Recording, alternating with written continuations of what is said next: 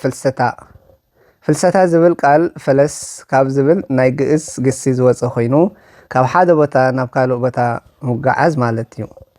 ሃገርካ ሰፊርካ ገዲፍካ ምኻድ ምስዳድ ምፍላስ ማለት እዩ። ፍልሰታ ለማርያም ክንብል ከለና እውን ስጋ ኣዴና ቅድስቲ ድንግል ማርያም ካብ ጋቴስሚኒ ናብ ገነት ምፍላሱ ዳሕራይ እውን ካብ ትሕቲ ዕፀ ህይወት ናይ ገነት ምፍላሱ ዘመልክት እዩ። ብሓፂሩ ካብ ምድሪ ናብ ሰማይ ምድያብ ወይ ምዕራግ ካብዚ ስጋዊ ዓለም ናብቲ መንፈሳዊ ዓለም ምስግጋሩ ካብዚ ሓሊፉ ሓላፊ ዓለም ናብቲ ዘይሓልፍ ዓለም ምሕላፍ ዘመልክት እዩ። ጾመ ፍልሰታ ክንብል ከለና እውን ሓዋርያት ናይ ኣዴና ስጋ ናበይ ከም ዝፈለሰን ከም ዝተቀብረን ስለ ዘይፈለጡ እግዚአብሔር ክገልጸሎም ምእንቲ ብዛዕባ ስጋ ኣዴናን ትንሳኤን ዕርገቱን ዝጾምዎ ጾም እዩ። ከመይ ንቕበሎ?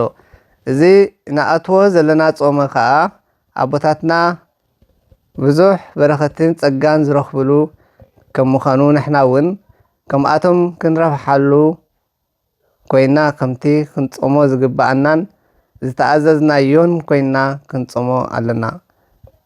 ንድሕሪት ዝጎተናን ዘትርፈናን ከምኡውን ዘሰናኽለናን ስጋዊ ሓሳባትና ንድሕሪት ገዲፍና ምሉእ ሓሳባትና ናብቲ ወሃቢ ኩሉ ጸጋ ዝኾነ እግዚአብሔር ኣእምሮና ክንእክብ ብጸሎትን ሰናይ ተግባራትን ትሩፋትን ክንጾም ኣለና።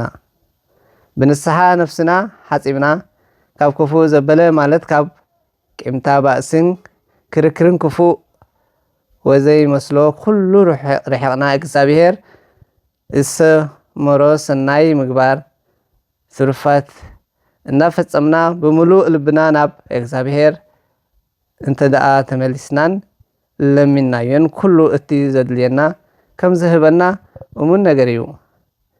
እዚ ግዜ እዚ ፍቓድ ኣምላኽ ንምስማር ስጋዊ ሓሳባትና ንወንዝፈሉ ሰማያዊ ስንቂ እንእክበሉ ንዝዓበየ መንፈሳዊ ጸጋ እንጽዕነሉ እዩ።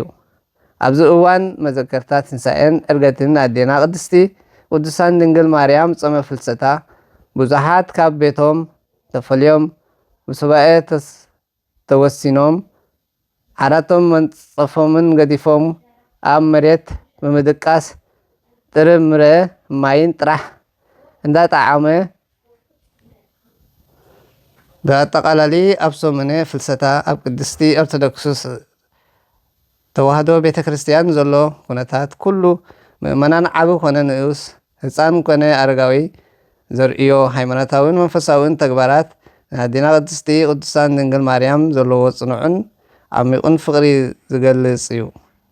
ናይ ኣቦታትናን ተስፋን ዝተፈጸመላ ናይ ድሕንነትና ምኽንያት ዝኾነት ኣዴና ቅድስቲ ድንግል ማርያም ብረድኤታ ኣይትፈለየና። ብቓል ኪዳና ኣምላኽ ቅዱሳን እግዚአብሔር ይሓልወና። እግዚአብሔር ናይ ኣዲኡ ፍቕሪ ኣብ ልብና ውዳሴኣ ድማ ኣብ ልሳና ይሕድረልና። ኣሜን። ናይ ትንሣኤ ኤና በኹሪ ዝኾነ ኣምላኽና መድኃኔ ዓለም ኢየሱስ ክርስቶስ ምሕረቱን በረኸቱን ያበና። ናይ ኣዴና ቅድስቲ ቅዱሳን ድንግል ማርያም ኣማላድነት ኣይፈለና። ኣሜን። ወስብሐት ለእግዚአብሔር ወወላዲቱ ድንግል ለመስቀሉ ክቡር። አሜን።